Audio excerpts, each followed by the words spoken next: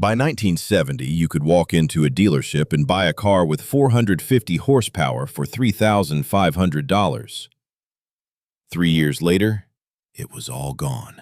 The muscle car era reached its absolute peak between 1969 and 1971. The Chevrolet Chevelle SS454 LS6, 450 horsepower, straight from the factory. The Plymouth Hemi Cuda, 426 cubic inches of pure V8 fury. The Dodge Charger RT, the same car that became the villain in Vanishing Point and the hero in the Dukes of Hazzard. These weren't exotic hand-built machines. They came off the same assembly lines as family sedans, just with a different engine, stiffer suspension, and a hood scoop that meant business. Pop culture fell in love. Steve McQueen drove a Mustang through San Francisco in Bullitt. An entire generation believed they could have anything, go anywhere, and answer to nobody. Then 1970 arrived, and everything changed at once. President Nixon signed the Clean Air Act on December 31, 1970. Manufacturers had until 1975 to cut emissions by 90%. The only way to do it was to lower compression ratios, retune carburetors, and bolt on catalytic converters that strangled output. The 1971 Hemi Cuda made the same power as the 1970. By 1972, 40% less. By 1974,